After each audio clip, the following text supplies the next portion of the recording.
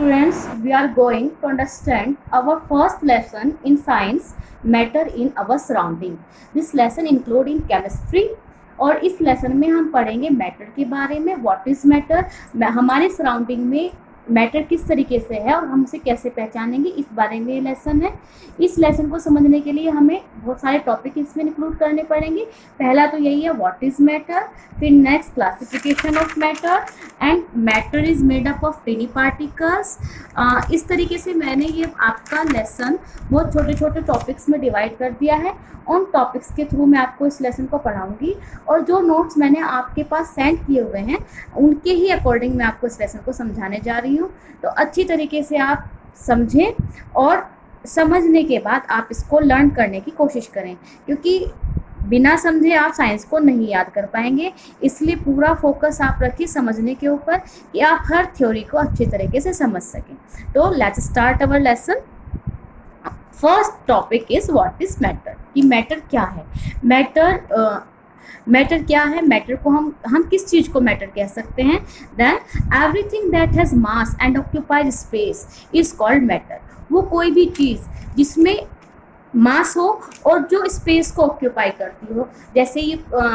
जैसे ये कॉपी है मेरे पास, इस कॉपी को अगर मैं यहाँ पर रखूँ तो ये अपना इतना स्पेस अपना कवर कर रही है. ये मेरे पास एक रॉड है, अगर मैं इसको यहाँ पर रखूँ तो ये रॉड अपना पूरा स्पेस कवर कर रही है. अगर मैं ये पेन लूँ, अगर मैं इसको यहाँ पर रखूँ तो ये पेन अपना पूरा स्पेस कवर कर रहा है. तो मैं कहूँगी कि हर मैटर अपना स्पेस कवर करता है. तो any object that has mass and occupied space is called matter. अब इसमें बात आती है मास. मैंने आपको स्पेस तो समझा दिया कि कोई भी चीज़ जितनी जगह लेती है उसे हम क्या कहते हैं, स्पेस कहते हैं, by their volume, shape and size. Okay. अब मास क्या है, what is mass. Mass is the amount of matter that makes up an object. Mass वो अमाउंट है किसी भी मैटर की जिससे कोई ऑब्जेक्ट बनता है, उसे हम मास कहते हैं. ठीक है. We can feel mass in all object by force. हम सभी ऑब्जेक्ट्स में मास को फोर्स के थ्रू फील कर सकते हैं. जैसे अगर मैं ये पेन उठाऊं तो मुझे अगर मैंने ये पेन उठाया है तो मुझे कुछ ना कुछ फोर्स लगाना पड़ा है. अगर मैंने ये निडल उठाई है तो मुझे कुछ ना कुछ फोर्स लगाना पड़ा है. अगर मैंने ये कॉपी उठाई है तो मुझे कुछ ना कुछ फोर्स लगाना पड़ा है. वाई, मैंने फोर्स क्यों लगाया है, क्योंकि इन सभी चीज़ों में कुछ ना कुछ मास है. तो आप क्लियरली समझ गए होंगे वो सभी चीज़ें जो स्पेस ऑक्यूपाई करती हैं और जिनमें मास होता है मैटर कहलाती हैं. अब हम चलते हैं अपने सेकंड टॉपिक की तरफ, जो है classification of matter. It is the classification of matter. तो मैं कहूँगी कि entire word makes up matter and energy. पूरा का पूरा वर्ड ही हमारा मैटर से और एनर्जी से बनता है. जितनी भी चीज़ें हम अपने चारों तरफ देख रहे हैं वो सभी की सभी मैटर हैं. जैसे एक पेन भी मैटर है, एक रबर मैटर है, एक मैच स्टिक मैटर है, एक कटर मैटर है, पेट्रोल, डीजल, फ्लावर्स, इस आपका सॉइल, ये सभी चीज़ें किस चीज़ में इंक्लूड होंगी, मैटर में इंक्लूड होती हैं. सभी की सभी चीज़ें किस चीज़ में इंक्लूड होती हैं, मैटर में इंक्लूड होती हैं. तो अगर आपको मैटर की स्टडी करने के लिए कह दिया जाए तो there are very variety of matter on the earth. बहुत ज़्यादा तरीक़ों का मैटर अर्थ के ऊपर मिलता है. तो स्टडी पॉसिबल नहीं होती एक जगह पूरे मैटर को इकट्ठा करके. किसी भी चीज़ की स्टडी को अगर आपको ईजी करना है तो उसको क्लासीफाइड करना भी ज़रूरी हो जाता है, उसकी कैटेगरीज बनाना ज़रूरी हो जाता है. तो उन्हीं कैटेगरी को बनाने के लिए मैटर का क्लासिफिकेशन किया गया है. There are two ways of classification of matter. Matter को क्लासिफाइड करने के दो तरीके हैं. पहला तरीका है physical classification. It is the first way of classification, physical classification. And the second way of classification is chemical classification. जो आपका फिजिकल क्लासिफिकेशन है वो बेस करता है फिजिकल प्रॉपर्टीज के ऊपर.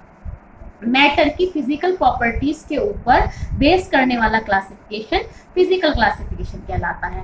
And second is chemical classification. तो मैटर की केमिकल प्रॉपर्टीज के ऊपर बेस करने वाला क्लासिफिकेशन केमिकल क्लासिफिकेशन कहलाता है. It's okay.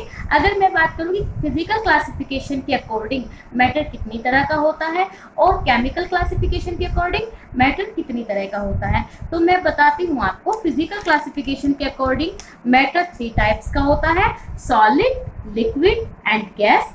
And chemical classification के अकॉर्डिंग भी मैटर 3 तरह का होता है, elements, compounds and mixture. It's okay. अगर आप इस चीज में पजल है कि फिजिकल प्रॉपर्टीज क्या होती हैं, तो 8th क्लास में बहुत अच्छी तरीके से आप सब्सटेंसेस की फिजिकल और केमिकल प्रॉपर्टीज को पढ़ चुके हैं। फिजिकल प्रॉपर्टीज मैं आपको याद दिलाने के लिए कहूँ तो malleability, ductility, hardness, melting point, boiling point, ये सारे के सारे क्या हैं आपकी फिजिकल प्रॉपर्टीज हैं। ओके। अब आती है बात in the chemical classification.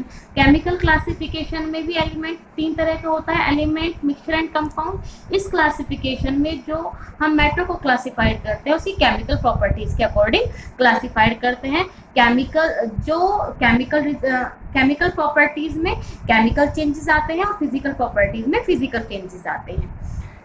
Chemical changes हमेशा परमानेंट होते हैं, फिजिकल चेंजेस टेम्परेरी होते हैं। इतना आपको रेफरेंस दिया है 8th क्लास में, आप इस सब चीज को पढ़ चुके हो। ठीक है। अब बात आती है आपकी कि मैटर, हाँ एक बात और मुझे आपको जरूर बतानी है इस लेसन में, कि इस लेसन में हम केमिकल क्लासिफिकेशन को इंक्लूड नहीं कर रहे हैं। इस लेसन में जो इंक्लूड होगा वो होगा आपका फिजिकल क्लासिफिकेशन, क्योंकि फर्स्ट चैप्टर आपका फिजिकल क्लासिफिकेशन पर बेस है और सेकंड चैप्टर जो आपका है वो आपका केमिकल क्लासिफिकेशन पर बेस है। तो फर्स्ट चैप्टर में हम सिर्फ फिजिकल क्लासिफिकेशन यानी कि मैटर की सॉलिड, लिक्विड और गैस स्टेट को पढ़ेंगे। ओके। अब आता है आपका matter is made up of tiny particles, कि मैटर बनता कैसे है। सभी चीजें मैटर में इंक्लूड होती हैं। मैटर का क्लासिफिकेशन हमने समझ लिया है कि, और अब हम बात करते हैं कि मैटर किस चीज से मिलकर बनता है। Matter is made up of tiny particles, बहुत छोटे छोटे पार्टिकल्स से मिलकर प्रत्येक मैटर बना हुआ है। Every matter make up of very tiny particles. अगर मैं इस पेन की बात करूं आपसे कि ये पेन, तो ये पेन हजार छोटे पार्टिकल से मिलकर बना है। वो पार्टिकल आपको दिखाई नहीं देंगे। क्यों नहीं दिखाई देंगे? कि वो इतने छोटे होते हैं कि आप उन्हें अलग अलग इस पेन के अंदर नहीं देख सकते। लेकिन हाँ, अगर आप इस पेन को तोड़ना शुरू करें, आप इस पेन को ब्रेक करना शुरू करें, तो इस पेन को आप फोर्स लगाकर बाय फोर्स कितनी भी तरीके से तोड़ सकते हो। लेकिन एक सिचुएशन ऐसी आ जाएगी जब ये पेन ब्रेक होना बंद हो जाएगा। एक स्थिति ऐसी आ जाएगी कि आप इसे चाहकर भी डिवाइड नहीं कर पाएंगे। वो स्थिति क्या होगी? वो स्थिति इस पेन का सबसे स्मॉलेस्ट पार्टिकल होगा। वो पोजीशन क्या होगी?